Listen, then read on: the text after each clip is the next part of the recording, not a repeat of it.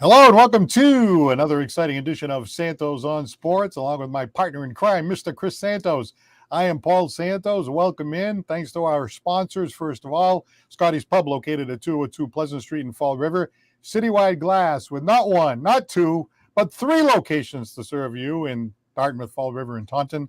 Lakeville Athletic Club, 325 Bedford Street in the great town of Lakeville, Massachusetts, and attorney John Seed, 156 8th Street in New Bedford, and you can check out his website at johnseedlaw.com. Chris, how are we doing?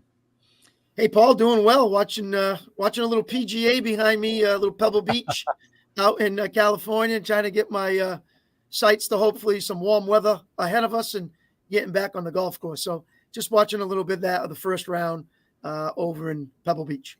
I'm familiar with that man cave. You can be watching about 5 things all at once if you want to. Yeah, that's true. But right now I'm stuck on one thing right now, and that's golf. So I started to watch a little bit before we got on our show. So now we're here and looking forward to tonight's program. All right, so I got the question of the day here, and this thing is kind of irritating me a little bit. I hate to start out with something that's irritating me. It wouldn't be the first time, probably wouldn't be the last time. And that is my brothers and sister Patriot fans, right? They're all out there rooting against Mahomes, right? So at first I'm like, what do they don't like about Mahomes? Then it starts to come up. Well, gee, maybe he's going to start chipping away that whole GOAT thing, right? A little early for that. Of course, it's early for that. But just for that, you're going to root against Kansas City, right? What are you talking about? I don't understand that at all. By the way, San Francisco, right? They could tie the Patriots for Super Bowl wins. So why are we rooting for them? And I remember the last game, right? After Kansas City won the game before Baltimore, I saw people saying online, I guess we're all Baltimore Raven fans now. Really? Baltimore Ravens? You're going to root for the Baltimore Ravens over the Kansas City Chiefs, right? Lamar Jackson, who I think is a little overrated, that annoying, group of offensive players doing that choreographed dance in the end zone, even though they haven't won anything. I just find them annoying, and I just find them kind of in your face. I would much rather see Mahomes win. And in fact, the more I hear this anti-Mahomes stuff, the more I want to see him win, because the guy's talented. The guy is fun to watch. Now let's face it. Okay, number one. Number two, this whole thing about, greatest of all time. The truth of the matter is, if you really want to be accurate about it, it's really inconclusive to ever say somebody's the greatest of all time. You know why? Because there's too many variables. There's just too many variables, right? Montana played in a different era. If you're just going to count rings, how come Bill Russell isn't considered the greatest of all time? Why is it Jordan? Why isn't Yogi Berra the greatest of all time? He was on more championship teams, right? So you can't just count championships. Brady didn't win Super Bowls. The New England Patriots won Super Bowls, of which he was a big part. So when you start saying Brady beat Mahomes, Mahomes beat Burrow, no, he didn't. It's not a tennis match. If players aren't catching the ball, you can't win. If people aren't blocking, you can't win, right? So I just find that annoying and irritating that, they just count championships and that's it. And the same goes for Belichick. Belichick just took the team and dropped it down to a nosedive at 4-13. But anyway, getting back to Mahomes, the guy's talented. The guy's fun to watch. He's like one of the great things that we have in the NFL. He has the it factor, which we know some other quarterbacks that don't. And so I like watching him. So I don't understand why we have to root against him. I just don't get it. Yeah, well, I think you hit the big one there about, comparing Mahomes with Tom Brady at this particular juncture. I think it's ridiculous right now to do that. Stop anointing him. Let his career finish out. Then you can see what's going on and then have all the details that you want to say afterwards. A lot of people, unfortunately, tend to do that. And obviously, being from this area, you consider Tom the go-to, the elite, and everybody tries to, focus their attention on him. So when someone starts to approach some of his records and some of his doings, people start to get a little antsy. And they're going to do that and then not want to root against him, so he does not catch up to Tom in some of his statistics. That being said, Paul, maybe I'm a different breed because I'll watch the game, but I'm not rooting for either team. I am a Cowboy fan. I am going to continue to be a Cowboy fan. If my team is not in it, I'm not going to sit there and say, well, I want Kansas City over San Fran. I just don't do that. Maybe I'm a different breed. I hope for a good game. I always like to see that, and may the best team win. But when my team is out, I don't jump on a wagon and say, "Oh yeah, I really hope Mahomes takes a beat and I go San Francisco." Why would I want to do that when the Cowboys play San Fran every year for the NFC Championship? But I just could never do that. So I see it differently maybe than some other people see it. The same thing rooting for, when Mahomes was playing, I want the Buffalo Bills to win. You're going to tell me now that you would like the Buffalo Bills, who's in the same division as the New England Patriots, to win the whole thing. And there's just certain things I don't get. But me personally, that's how I do it. Other people are different.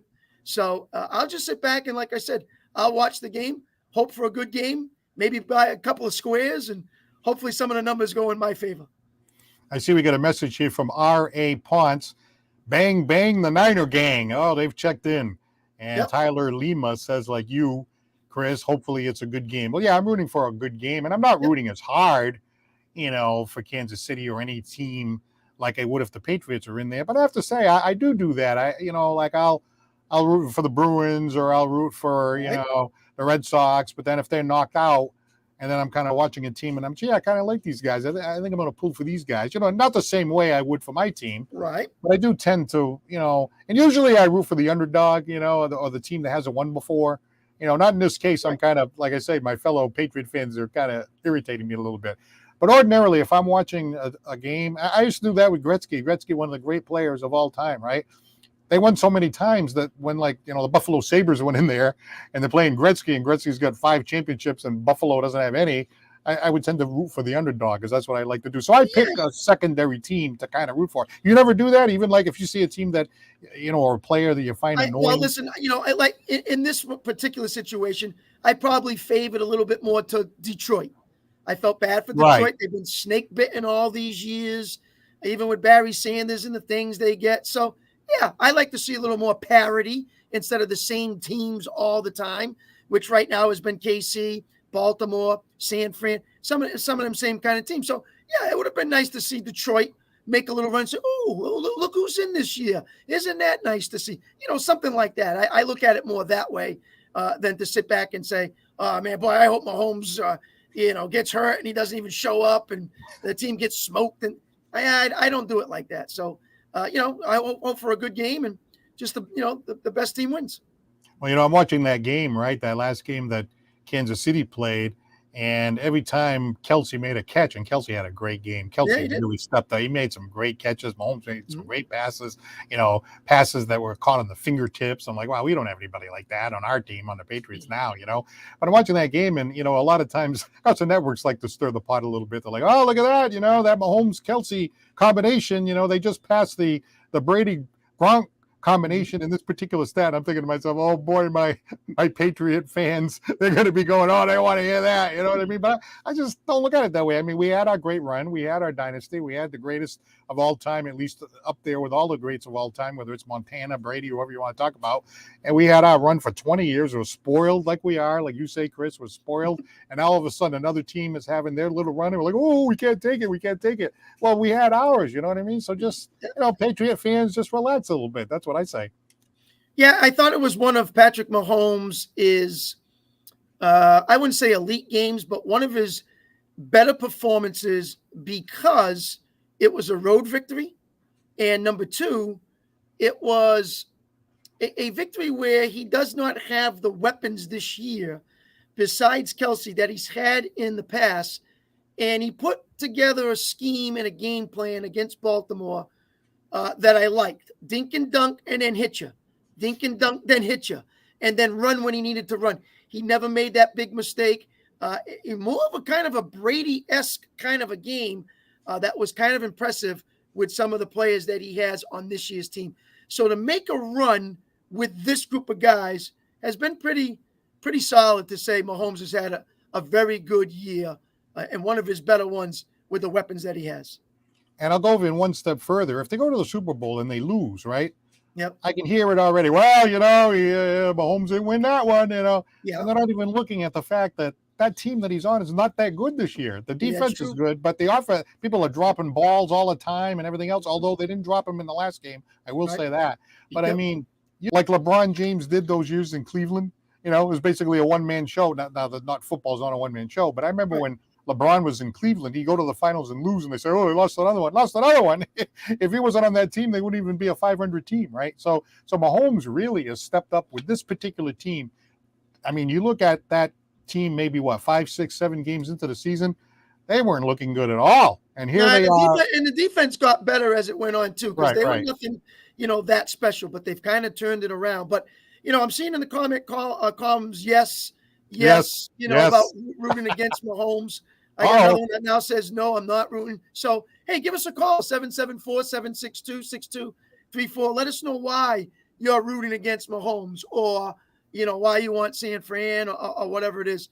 Does it have anything to do with being local and being Tom Brady fan, any of that, or with Kansas City? So yeah, give us a call in, let us know, or make some more comments to give us a specific reason of why you're rooting against Mahomes. right. We have Christine Battello that says yes, rooting against Yep. Mahomes. Carmen de Jesus says yes, rooting against Mahomes. Mhm. And Margaret Augustine, yes, we have somebody that agrees with me, says no, I'm not rooting against Mahomes. That doesn't mean she's rooting for him. Maybe she's like you, was just kind of watching the game on the sideline. But give us a call. But I got to tell you, it's a long way to go. Hey, if Mahomes, throws a bunch of interceptions on Sunday, then you kind of have to reconfigure it. But right now, we talk about that it factor, and you talk about some of these other quarterbacks, right? I mean, Dak Prescott, I don't want to pick on the Cowboys, but you look at some of these other teams, and boy, I'll tell you, there are certain guys that have that it factor. And right now, it's a little early. It's a little early, because a lot can happen. They like to use the phrase in some of the Boston talk shows, hey, the guy's going to crap his pants in a big moment. I don't see that from Mahomes. Mahomes seems to have that it factor that we're always talking about. And Kelsey, too, to be able to come up big when the chips are on the table, right? Maybe an earlier regular season game, not so much. But now, with all the lights on, the chips on the table, I mean, Baltimore was pretty much favored in that game. And I was thinking to myself, I wouldn't be surprised if Kansas City would end there. That's what I was thinking. Again, obviously Baltimore is the better, more talented team. That's what everybody thought. And to go in there and win that game, even if they don't win the Super Bowl, I think that's pretty impressive, as you said. Absolutely. And the experience by Andy Reid and the experience from Mahomes. And again, you're talking about an it factor. And Paul, I looked it up the other day because, it got into my mind when people talked about the difference in the comparisons between him and Brady.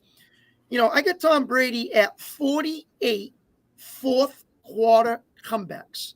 That's pretty incredible. Mm-hmm. Now, again, you're talking a long-standing, played for a lot of years. I got 14 right now for Patrick Mahomes. But when you talk about fourth quarters and the chips are on the table and it's right there and you got to have it, 48 times is pretty impressive. Now, again, this guy's only been 6 years, and I'm not anointing anything yet. Let the time frame play out, let it go, and then you can make some more, because I'm sure he will have them. And remember, Tom had missed maybe a season here and there with a knee injury, or he missed because of this, that. So, there's different things that go on as well that could have even gave him more stats. But, I'll say it from there. When you see a number like that, you sit back and say, talk about an it factor. That's pretty impressive in the longevity of his career. I got to tell you, I still say it now, and I'll continue to say it. When the chips are on the table, there's nobody that I want with the ball more than Tom Brady. I mean, Yep. even that last couple of years, I'm watching him come back in these games. Even that last year when they didn't go too far in the playoffs, they had a couple of regular season comebacks. I'm like, I can't believe he's coming back again. But let me just say this, right? Again, and I want to look at this scientifically all the time. I know that's just my analytical brain, and maybe it's because I'm an attorney and I like to see evidence and I like to weigh variables and all that. But take a look at John Elway, for example, right? John Elway had all these comebacks in the fourth quarter, but his team wasn't good enough to get over the hump. So they'd win the AFC. The AFC was a little weaker. He'd go in the Super Bowl, get crushed. Okay. So that was when he was in his prime. That's when he was fantastic. So then at the very end of his career, he wasn't as good. He himself, Elway, wasn't as good, but the team was better. They had the running game. They had a bunch of stuff going on. And then he wins 2 Super Bowls when he wasn't even as good as he was before. And Peyton Manning, look at that Super Bowl. He won that last year. Not a lot to do with him. He was nowhere, and he was a shell of his former self, and the team won. So when they say that, well, Brady beat Mahomes, Mahomes beat Burrow, Burrow Allen. There's no such thing. There's no such thing. And then I was watching Josh Allen, right? Josh Allen, right? In all fairness to him, he came down and took the lead in that game against Kansas City, the 13-second game. I mean, he marched them down the field, got them ahead. He's standing on the sidelines and watches Mahomes come down and win the game. Not a lot he can do. This year here, he's standing there watching the field goal go wide right, and he's standing on the sidelines. There's nothing he can do. Then you got Tom Brady standing on the sidelines. They're about to lose the game, and the Malcolm Butler thing happens because bonehead coach on the other side blows the game. So, you can be standing on the sidelines, and it really doesn't have anything to do with you. You get a lucky bounce, and you could win or lose the Super Bowl because, the field goal kicker missed the game or because Malcolm Butler made an interception. And then the thing that really irritates me is the people are like, well, Kansas City gets all the calls. Gets all the calls? I'm a Patriots fan. I'm rooting for the Patriots. I want to make it clear. The Patriots got the biggest, craziest, most ridiculous call of all time in the history of the NFL with the tuck rule. And don't tell me that wasn't a fumble. And I'm a Patriot fan. Well, listen, and don't forget they can pat Adam Vinatieri on the back. They can pat Gostkowski on the back. Making those field goals under the pressure when they needed to make them just as much too. So, Tom's got to give a little credit to those guys just as well. Yes, he got him in those positions as much as Josh Allen got him in that position. Sometimes you make it, sometimes you don't. Let's look at, Jim Kelly for an example. Let's say Norwood makes a few of those and a couple of them other ones, and we don't block it wide right. Now Buffalo has 3 or 4 Super Bowls. Now it's he's a different player. Now he's a different quarterback. Now he's brought right back up there with some of the elite, things like that. That's just the way it goes, Paul. And unfortunately, it comes to you talk more about maybe the losing part than the winning part, because those are the ones that come back and haunt you. Absolutely, 100%. I go all the way back to Collier Stremski. I'm thinking that year in 1967, I was only a little kid, right? He bats like 500. No, he bats 500 the last 2 weeks of the season. He goes into the World Series. Tony Cugliaro gets knocked out with the eye, right? He goes into the World Series. He's hitting home runs off a Gibson, right? One of the great Hall of Famers of all time. And they still lose, But then later on, now we get this other team that wins in 2004. By the way, they finish in second place. Yaz didn't have the wild card, If they had the wild card in the 70s, in my view, the Red Sox would have won one of those years. I mean, they're in there every year. They win 98 games, and they can't get into the playoff, right? Yeah. So, these are all variables that you have to take into account. I always make the joke that, Doug Mirabelli is better than Carlton Fisk because he's got no more rings. No, you have to look at the team, for God's sakes. Anyway, that's the way I look at it. 774-762-6234. Are you rooting against Mahomes? Come on now. Now let's see. Rachel just typed in, as you can see. Chris, yes, I won't be watching the race baiting bowl, though. There's only one national anthem. Okay. All right. Okay, that's interesting. I was going to do like Velger says, give him Howie Card's number. But yes, I understand. I do think that there should be only one national anthem. And I'm probably more liberal than Chris is, but I still agree with my conservative friends on a lot of stuff. So we want to keep it to sports. 774-762-6234. I got to tell you something. I'm looking at the Patriots here, right? I'm thinking to myself, all right, we got a new coach here, Gerard Mayo. Here's a guy that Kraft went with his instincts. Remember how he said, I didn't go with my instincts the first time with Belichick because, I should have, but I didn't. But then when I went with my instincts, look what I got. Okay, that's fine.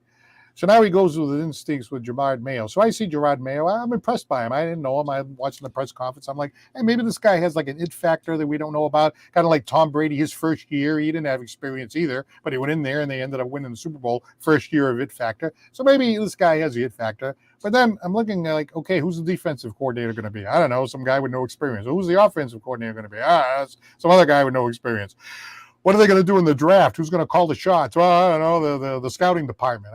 It just feels like it's kind of disorganized. I mean, we were 4-13. We got a pretty big hole to dig ourselves out of. They know they're going to spend money, which is a big thing.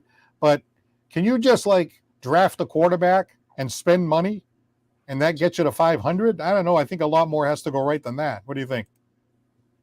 Yeah, I would have to agree with that. And, you don't have a lot of time coming up either because April is just around the corner. And the next thing you know, the draft is upon you. So, defensive coordinator, offensive coordinator, GM, all the things that make up that team need to get together and then sit back and say, okay, Bob. And Bob says, oh, listen, we're looking to spend money this year.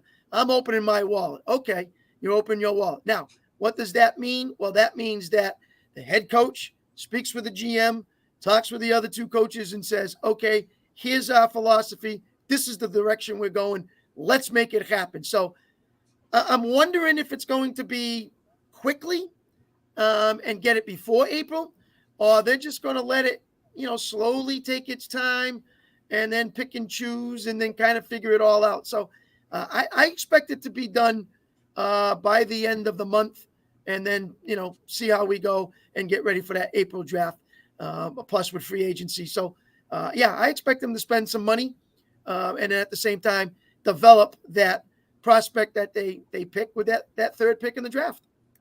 All right, let's pick up on that in just a moment. But look at that last comment that just came in, Chris. From That's a tough one for me. Correa. She says right out, Mahomes is the GOAT. Yep. All right, now, Margaret, if you're still on, give us a call at 774-762-6234. It's easy. Just call up like Chris and I. We don't bite anybody's head off and all that. No. But I just want to talk to you because I love this. The Patriot fans, they're going bananas. Look at this. I'll take KC. Anything to piss off a right-wing snowflake. No, don't make this political. I'm not rooting for Mahomes for any. I don't care what color he is. I don't care, what his race is. I don't care about any of that. I just like the fact that I think he's talented. I enjoy watching him. And I think, I got to tell you, Chris, I may be wrong, and I'll come back and I'll say I'm wrong the next time we come on. I don't think San Francisco, I don't know, they're inexperienced. I think Purdy's overrated. Purdy got lucky. Threw that long pass.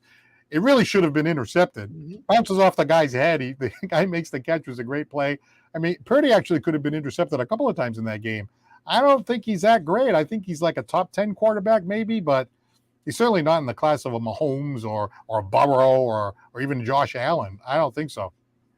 Well, to me, and I talked about this on your show the other night, to me, that game is going to come down to his performance. And the reason being is they have weapons. They have Ayuk. They have Samuel. They have Kittle. And, of course, they have CMC, who, to me, was the MVP of the league. That guy is a stud. And so, if Purdy makes the right decisions and he can dink and dunk, and hopefully their defense can do some work, don't turn the ball over, can move the ball down the field, make some things happen, they'll be right in it. But a lot of it comes on his shoulders because he has to make the plays. I predict Mahomes will make the plays. I need to see Brock Purdy make those plays, especially in the biggest game of the season. By the way, if you have a chance after you're done watching this podcast, go over to Paul Santos' live show because Chris Santos right over here, he made a special guest appearance on my version of the Tonight Show. And I got to tell you, he was great. We introduced him. He came right through the curtain, and then he jumped right in and gave some comments about, takeaways on Taylor Swift, shots of her up in the box and, watching games in the man cave and all this kind of stuff. So it was great. I thought you were a terrific guest, Chris. You got to come back again maybe a couple months down the road. I appreciate it, Paul. And obviously you're doing a heck of a job on Monday nights with that show. I'm trying. You got some, you got some good talent that come on the air, whether they're singing or whether it's comedians. And at the same time, you got your little band in the corner, and it's all working out very nicely. So I like to see that show continue success. So, give it a show, give it a shout, and watch Paul Santos live when you're done with this one.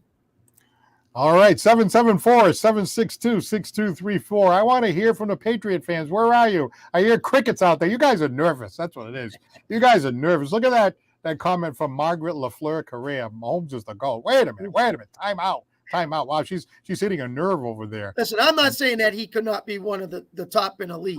Right. But after 6 years, that's kind of tough. I need to see, some longevity. I gotta see a lot more than just anoint somebody the GOAT. Now, she could be saying, Paul, too, that he's the GOAT right now of today's league. Right. I have no problem with that. We're not talking of all time. We might be talking about this year in the NFL. Hey, makes perfect sense. He's done a great job, and he's been that way on top of the class, obviously, in his era since he's been in the league. So let's not mistake it for what she's trying to promote here. Well, you mentioned Tom Brady, right? How many comebacks did he have in the fourth quarter? 48. 48. Okay, one of them I was at. I I tell you think that. I was at quite a few myself. Yeah, yeah. I didn't go to that many games. It's kind of busy. And then one day, myself and my younger son, I'm like, you know what? I'm just going to buy like box seats right at the 20-yard line. Just lay out the money, go down there and watch the game. It was a 70-degree day. Deshaun Watson was playing for Houston. And I was so cocky. I told you this before. I was so cocky that I actually rooted for Houston to take the lead. Jordan Todman actually was on the team on special teams. Yep. I was actually rooting for Houston to take the lead. My son's like, "What, are you rooting for Houston?" I said, "Yeah, because I want to see Brady come down and win the game in the last 2 minutes." And then he did. I couldn't believe it. In fact, he hit Brandon Crooks for the winning touchdown, which is interesting. And but anyway, he came right down the field. Beautiful 70-degree day. I'm like, oh, this is fantastic. I mean, this would have been like worth 10 games that didn't end like that, to see the greatest of all time, arguably the greatest of all time. So I'm a Brady guy. I love Brady, love Brady, love Brady. Can I say it again? Love Brady, love Brady. Okay. But when you start to compare, like, okay, take a look at Joe Montana, right? Okay, Brady did it longer than Montana, right? And Brady's done it longer than Mahomes. We'll have to see how long he goes. But did the quarterbacks of 20 years ago or 25 years ago, did they have the benefit of, you can't touch the quarterback, right? I mean, the quarterbacks used to get, you think of Steve Grogan, right? It's amazing the guy can walk. Joe Namath, it's amazing he's not in a wheelchair. Those guys get killed, right? And actually, it's a good thing that they don't have the quarterbacks get hit like that, because it's entertaining to watch the quarterbacks, and you don't want them to get hit. You don't want them to get hurt. When Burrow was knocked out, it was bad for the NFL. When Aaron Rodgers got hurt, bad for the NFL. So it's good that you can't hit the quarterback. But if you're going to start talking about this one's better than that one, this one's better than that one, there's just too many variables to factor in my view, and that's a big one right there. You wouldn't be able to play at a 45, in say 1990. I'm just saying. I mean, hey, don't get me wrong. Brady was so smart. He used to say, "I know the answers to the test," but he just had to drop back, and as long as he got the protection, he could look at the defense and see what he was going to do, and he could put the ball right where it's supposed to be. Beautiful, beautiful, beautiful. But 25 years ago, he might have got laid out, and that would have been the end of it. So I think you have to factor those things in, and there are just so many of those variables. I don't think you can ever really say this one's the greatest over that one. Not really. Yeah, and one of the other variables is Mahomes does a lot more running than Tom would ever run in his life. Right. And, he continues his success that way. And he creates more first downs for himself by his legs. So, that's the different era of his football, where his generation seems to run a little bit more and use their size and speed like a Josh Allen as well. So, you can put that into perspective on how well he does that too. But I thought what was very impressive to me when I used to watch Tom play is the big throws in the big times, not to open receivers, to zone coverage, double coverage, and he'd put it in a spot that could only be this, and he would put it in that spot for that player to make that catch. And if there was a guy above him and a guy below him, he would just get it over enough, the guy below, and not high enough to go over the guy in the back. So he always could find that special play where his timing and his accuracy was perfection. And when you do it at the clutch times and the comeback times, as he did so many times, that was outstanding to me. And it didn't have to be that, he had a gun like Marino or a cannon like Elway. He did it his special way, and he did it to perfection. So Dorothy says, go 49ers. So we have another San Francisco 49ers fan. Yeah. Dorothy, give us a call. Why are you rooting for the 49ers? What do you like about the 49ers? 774-762-6234. How about Lisa? She's called before. I'm rooting for my Squares. What does there that you mean? Go, Lisa. So am I. Me and the Squares. What does that mean, you're rooting for the Squares? Oh, so you you pay like $50 and you pick a square and then you get the numbers and then you try to match the numbers. And if it matches your square, you win the pot. Oh, so it's a gambling thing. Yes. I just Squares. like to watch the game. I know now that we have gambling, people love to do that. You know what I mean? I just like to watch the game. It's fine for me. Now let's see. Sue Bro says no to the question. Are you rooting against Mahomes? So I guess the answer is no. Okay. But she is saying go 49ers. All right. And then So Mary maybe, says, yes, totally against Mahomes. Give us a yeah. call, Mary. Let us know why you're against Mahomes. Come on now. What is it about Well, maybe because Mahomes? maybe they've beaten the Patriots in the past, and that's kind of bugging her or something to that. I was talking to my son last night. We were doing a hockey game. I really enjoy calling those hockey games, and Yeah. shooting the breeze with my son. And he's like, Mahomes. I don't know. I said you were a big fan of Mahomes, yeah, but I don't know. I got tired of him, and Kelsey and and taking the shot of Taylor Swift up in the box, and I said, yeah, but what about his talent? You know what I mean? And again, hey, he could blow the game outside. We don't know what's going to happen in the Super Bowl. Anything can happen, but I just like the things that he does. You know what I mean? Like he's one of the few. I mean, he's a little bit more like Aaron Rodgers, except that he can drop back, get in trouble, get away, and then throw on the run and put the ball right, he put the ball right in the hands of Kelsey, who's going to make a play. Like you talk about Tom Brady putting the ball on a spot that only the receiver. He can do that on the run, which I think is unique in the sense that you never know what he's going to do. Is he going to run? He's going to throw it? And you talk about putting the ball on a dime. Yeah, like Brady, he does that too. Now, he's only been there for 6 years, but I just like watching somebody, that has that kind of talent. You know what I mean? Because I just find it so entertaining. Paul, you think we can talk to these peoples in the chats? We got a lot more female in our audience. Yeah, right. Christine and Carmen and Margaret and Dorothy and Lisa. We got a lot of Swiftie fans out there. And maybe we're generating with the Swiftie fans, and that might have something to do with rooting for Mahomes or not rooting for him. Maybe they don't like it. So give us a call. Let us know what you think. Well, look at that last one by Tracy. Oh, what do we got? Yes, I'm against him, and Kelsey too, and Taylor Swift. There you go. Not just winning. So she's against Mahomes. She's against Kelsey. She's against Taylor Swift. She's against the whole damn group. There you go. Oh, that's awesome. Hey, listen. I mean, sometimes they overplay their card, and I think the NFL has overplayed their card with this one with Kelsey and Swift. Okay, you want to put it out there, I get it, but I think they've gone way overboard with this. But that's just me. So, a lot of people like it; they think it's entertaining, and so they'll watch even more. But for me, I don't think so. But that's the way it goes. All right. So what do you think about all this? 774-762-6234. Who do you like in the Super Bowl and why? On that little clip that we had when Chris Santos was on the Paul Santos live show, I did ask him the $1 million question. Who do you think would win the Super Bowl? Mm-hmm. Actually, Chris and I are in agreement. I think that Kansas City has a better chance of winning the Super Bowl than San Francisco. That's just my gut instinct, my gut feeling about it. When you see the way that Kelsey, he played a fantastic game. I mean, he stepped up in the big moment. Now I know he's cocky and he's got that little smirk on his face, and and he kind of rubs us all the wrong way because we're not Kansas City Chiefs fans. But talk about with the money on the table and the chips down, boy, he have a game, and so did Mahomes. Now again, that's the AFC Championship game. It's not the Super Bowl. They have to go out and do it again. So I don't know how that will go, but.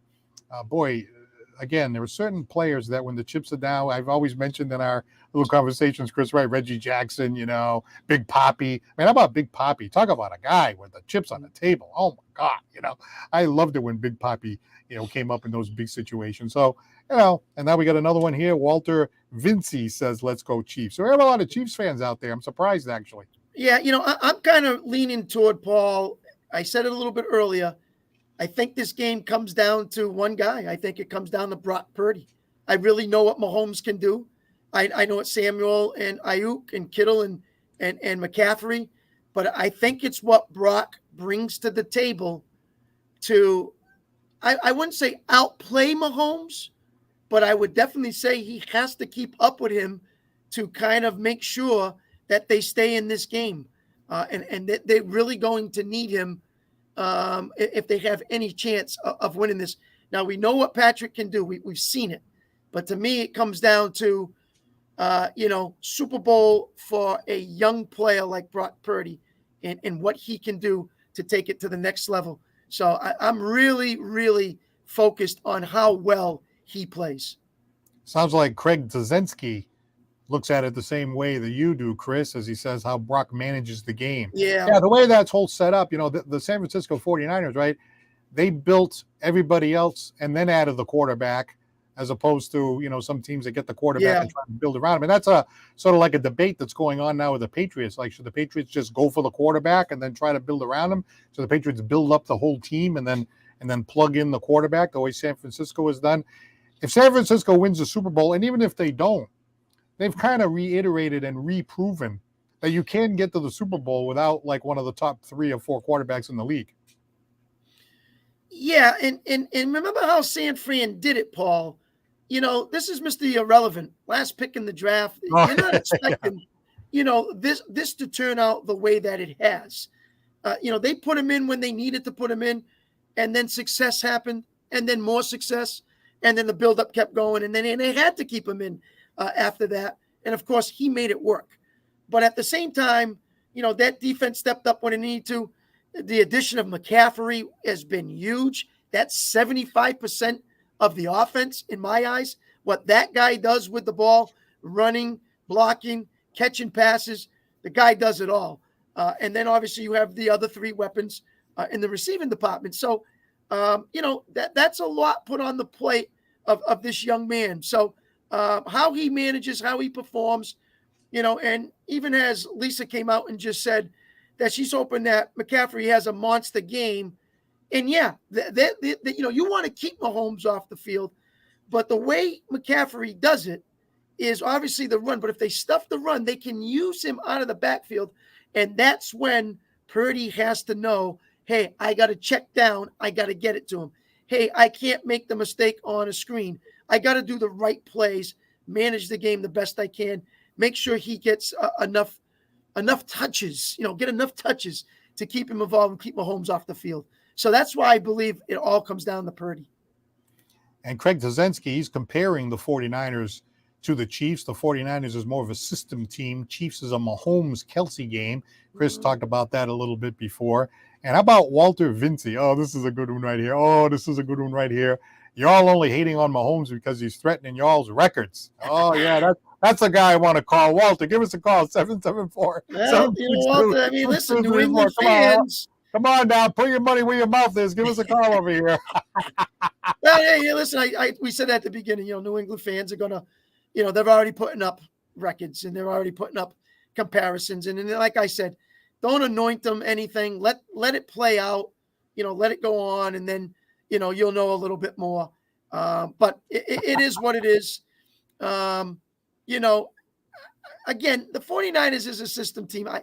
I get that because Purdy, is getting his feet wet and getting more into that situation. You can talk about the Chiefs and just Mahomes and Kelsey, but I think Pacheco does his work when he needs to. Edward Solaire did okay when he needed to. They're starting to get a little bit more of them young receivers into the flow. But yeah, it relies a lot, obviously. But what I'm saying, if it was that easy, then why don't you take Kelsey out of the equation? Then just keep double and triple teaming him and let someone else beat you. But it doesn't work that way. The system just doesn't come that way. And yet Kelsey still makes 11, 12 catches per game. So, it's not as easy as it looks. So Craig says, I want in on that conversation. Oh, you want in on that conversation. Well, Craig, Walter, and right there. Want to know. See that number right there? 774-762-6234. Come on now. Chris is an easy guy to talk to. You know what I mean? He's not going to bite your head off. You know what I mean? The X's and O's guy. He knows his stuff. And Walter Vinci. Oh, that's a really interesting comment. I like that little picture he has there. You like the little you all. Yeah, that, and then see that little cartoon he's got there? It looks like, Family Guy or something. Oh, yeah. A little cartoon. And then I know Lisa's called before. So, Lisa, if you're out there, give us a shout. Any of our regulars at 774-762-6234. By the way, we appreciate the comments. So keep the comments coming. Those are a lot of fun, too. But I got to tell you, it should be an interesting Super Bowl. Hopefully it's a good game. And I'm sure that Chris will have his flat screen TV. Yeah, now, you have all those TVs, right? I've seen Chris's very impressive man cave, right? So he's got the red zone over here. He's got Josh Allen over there. He's got Bubba over there. He's got a hockey game over here sometimes and all that, So what are you going to do in the Super Bowl? You're going to have like the Super Bowl on all 5 TVs? Like, what are you going to do? Well, I really wish that they had that like ESPN does. They'll have Peyton Manning and the Mannings on one TV, Oh, and right, then right. the regular, and you could watch both. But they're not going to do that. And then I wish they had different camera angles, and then I could put one on that, and then one on that, and one on. It just doesn't work that way. So, I'll just speak with the people that I'm with and see how they would like to do it. Sometimes they get a little overwhelmed when all three are on at the same time on the same station. So we'll talk about it and we'll figure it out. Yeah, you could be your own director. You could pick the different shots, say, oh, I think I want the end zone shot. Yeah, I want the all 22 over here, yeah. stuff like that. Hey, by the way, one of our favorite callers, Butch, right? Is he pulling for one of these teams in the Super Bowl, or is he just kind of watching it neutral like you? You know? Who's that? Butch. Yeah, I think he's going to kind of watch it more like me, Neutral, okay. than really sit there and say, I'm going to take Mahomes and KC, or I'm going to take Purdy and San Fran. I think he's more of kind of like that. Craig's asking if we're going to be calling the Super Bowl on here. Yeah, we could be on here while the Super Bowl's on making comments. Listen, instead of the Mannings, it'll be the Santoses. Yeah, I was going to say, we're pretty good, but I don't know, the Mannings, that's a tough competition. But anyway, give us a shout, Craig. You keep those comments coming, or give us a call at 774-762-6234. I wanted to touch base real quick, and I know it was a while ago already, but you're talking about the Detroit Lions, and of course, who's it? That's the big Detroit Lion fan. There's a B-Mags, right? Concesio. Yeah, Concesio. Yeah, right. So doesn't he go by Decon? Decon. Yeah. Yeah, Decon, right? So Decon, oh, you must have been dying watching that game. But I'm watching that game, and I understand, like, all year long, the coach was aggressive going forward on 4th down. Campbell always go forward on 4th down, blah, blah, blah. Yeah. And maybe over the long haul, like over 17 games, if you just keep doing it, over the long haul, you're going to win more than you lose. But in that situation, you had a chance, especially the one where you had a chance to go up 3 in the third quarter. And when they didn't get it, and obviously San Francisco got the ball close to midfield, I'm like, oh, God, if they come down and score, now all of a sudden it's a one-score game. Boy, I did not feel good about that. And once they had the lead, I was kind of pulling for them. I mean, again, Detroit hasn't been there, and stuff like that. So to watch them just blow that game, it just – I felt for all of our Detroit Lion fans out there.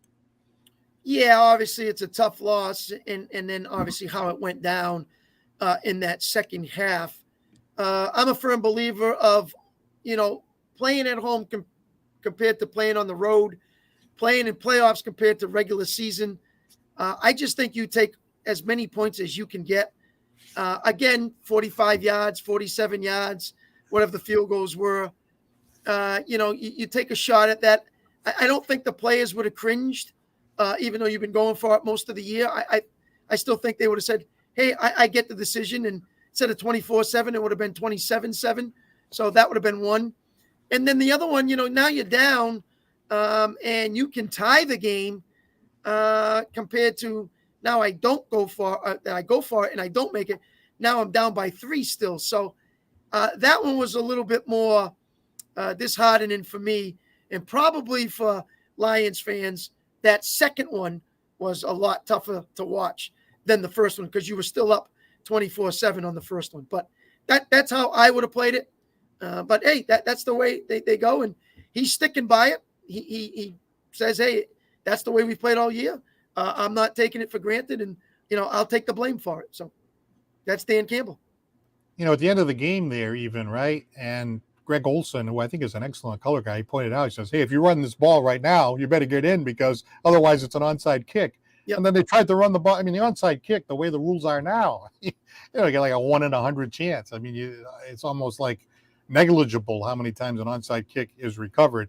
And so you just had to throw the ball there. Even though the defense knew you were going to throw the ball, you have to throw the ball there so that you can at least have a shot to stop them 3 times. So once they ran it and they didn't get in, and now it's an onside kick, oh, that was a bad decision too. And I know that was right at the end of the game, and it would have taken a lot to come back and all that. But still, even then, they didn't make the right decision. Yeah, I mean, if you're hearing it from a color commentary, of course, a former tight end, if he's saying it, then, why can't the head coach be thinking that? And, he probably was. And I think maybe he was thinking, well, they all know we're going to throw, so I'm going to sneak it in with a run, and I'll be okay.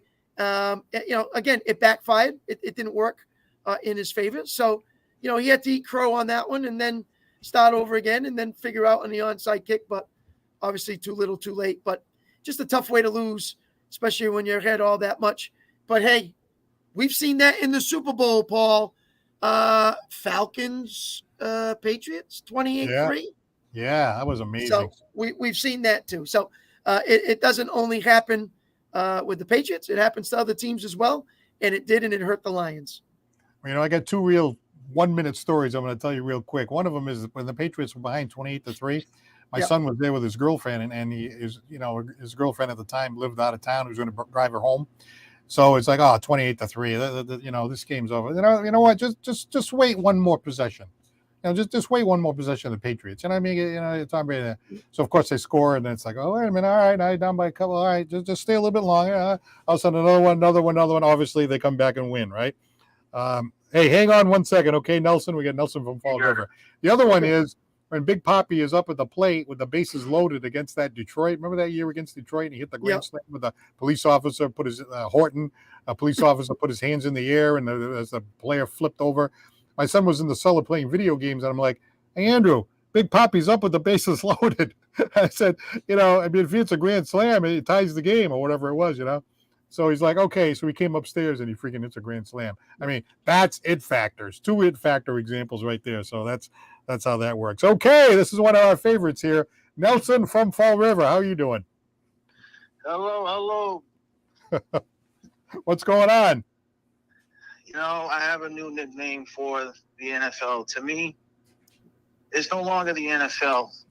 It's the XNFL for the Scripted National Football League. Scripted. Oh, yes. So we got a conspiracy theory now. I have evidence to back it up. Shoot, we're listening. All right, what's the evidence? All right, first with the Baltimore game. So Lamar Jackson throws a nice long pass, right, from some good yardage. And then he taunts the Chiefs player. Yes.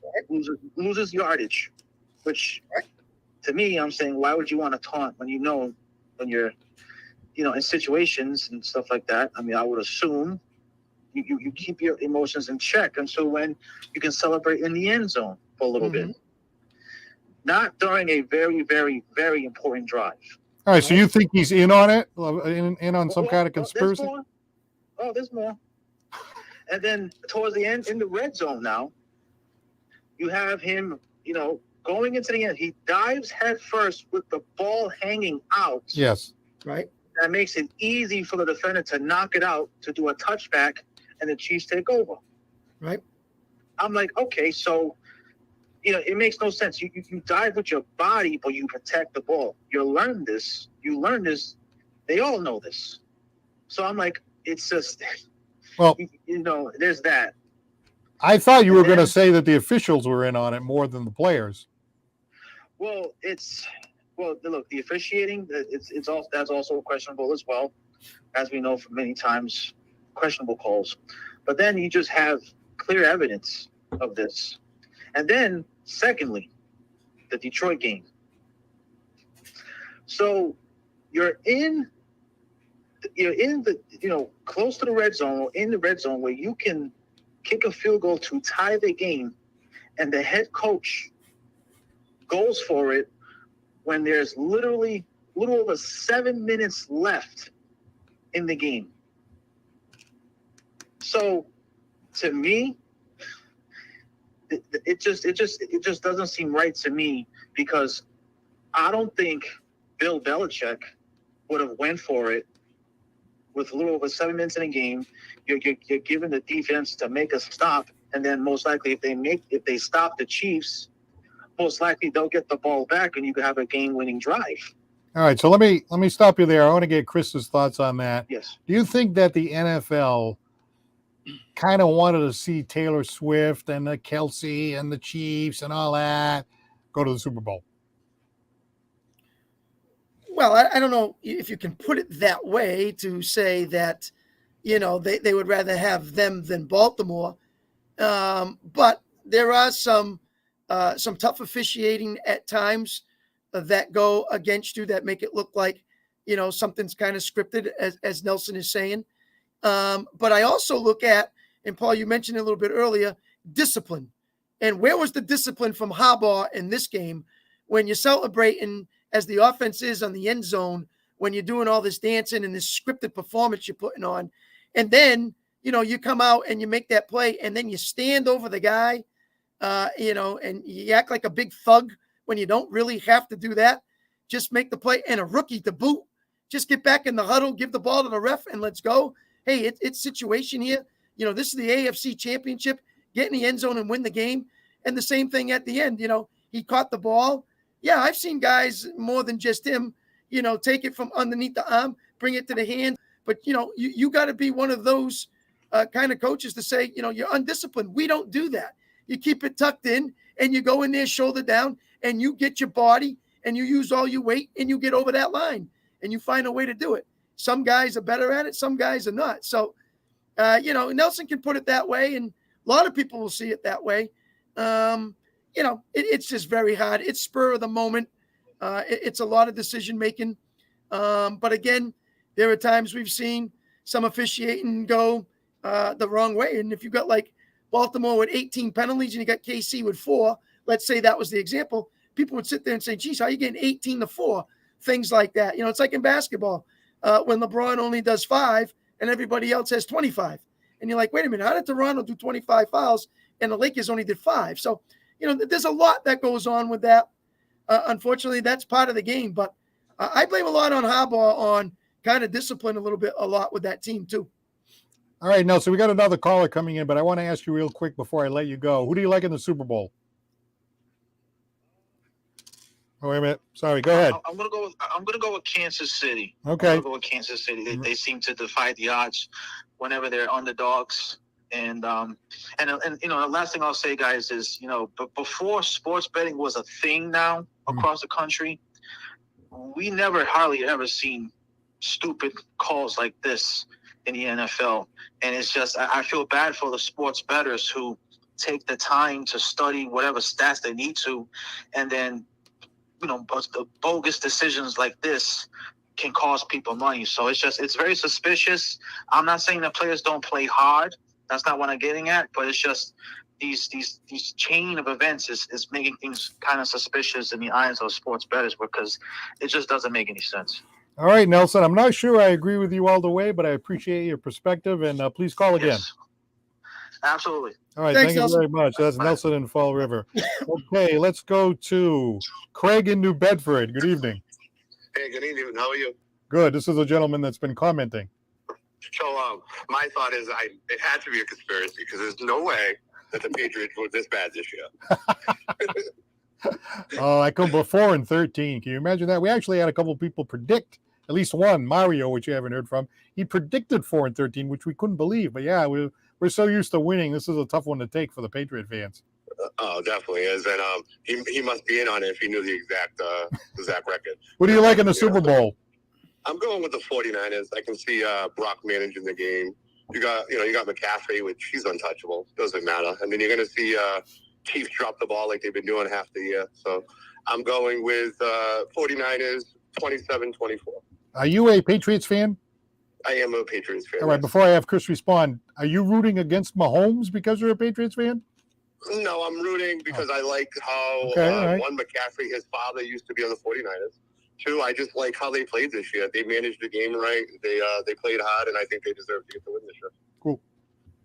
All right, Craig, I'm going to ask you, being a Patriot fan, can you see Mayo in this team turning it around, or is it too early to tell? It's all going to depend on 2 things, in my opinion, is who we have at quarterback is going to be one of the major things, as well as if we can pick up a few more offensive lines so we can open up more holes and get through the gaps with our running backs. Yeah, it makes sense. So, do you see that? You see that through more through free agency, or you see that in the draft? Yes. Yep. Yeah.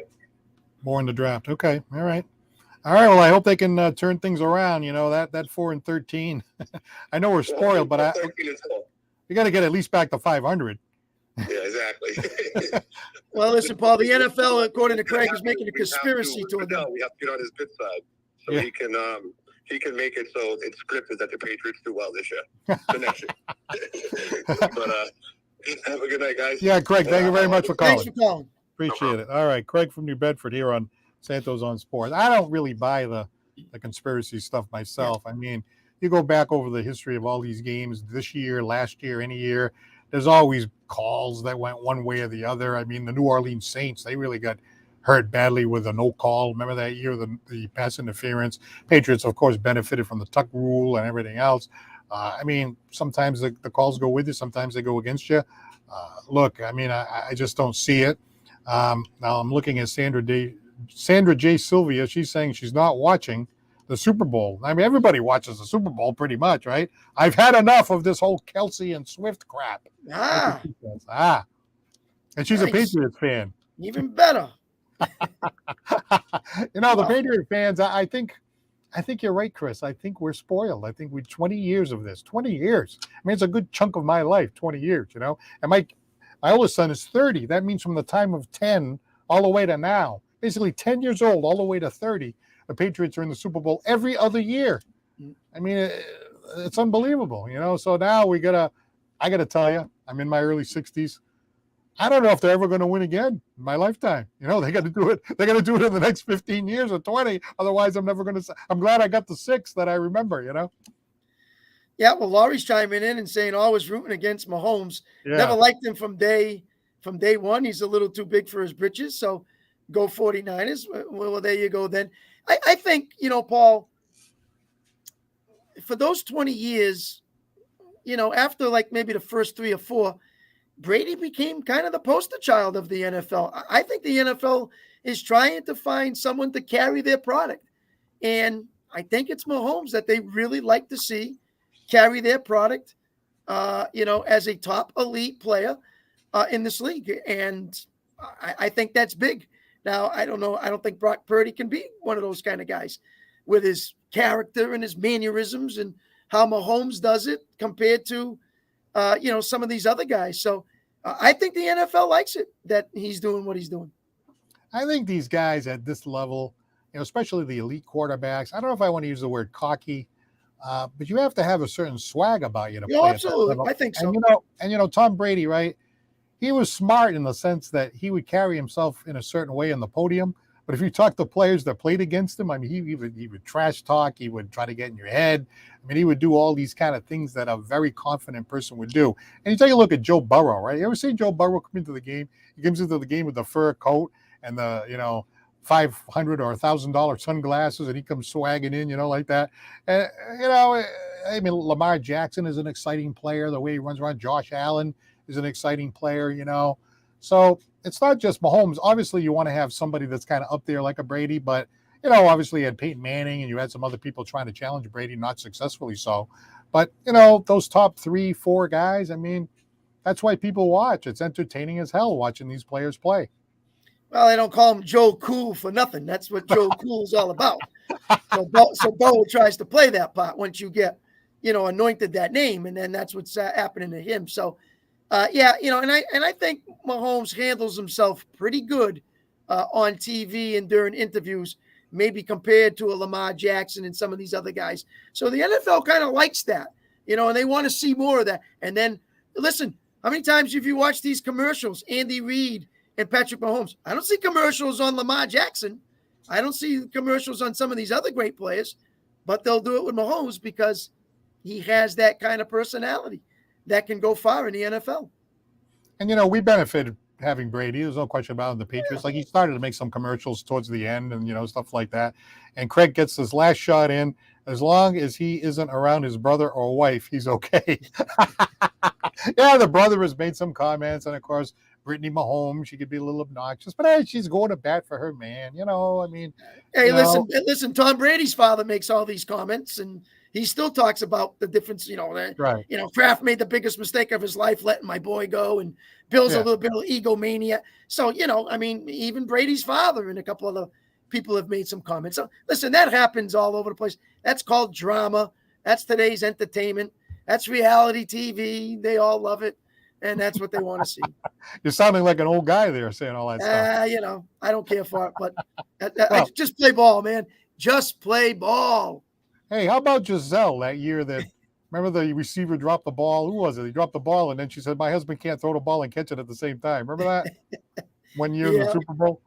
Yeah. So Giselle's got her comments in there. Happy Yep. 9th anniversary of the Butler did it. The Butler, No, the Butler did it. Malcolm Butler. Butler. The Malcolm. You gotta help him.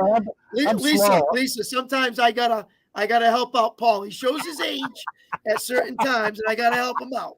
So, Lisa, I'm behind you. I understood exactly what you're Thank saying. you very much. I'm The helping Butler him did it. All right, Lisa, thank you very much. Good thing for Chris. Otherwise, I'd be lost over here. Let's thank our sponsor, Scotty's Pub, 202 Pleasant Street, Fall River. Citywide glass with 3 locations to serve you, Dartmouth, Fall River, and Taunton. We have Lakeville Athletic Club, thanks to them, 325 Bedford Street in Lakeville. And John Seed, attorney at law, 156 8th Street in New Bedford. You can check out his website at johnseedlaw.com. There's a nice little comment at the end there. Paul's What's getting that? younger. Paul's getting younger all the time. Be nice.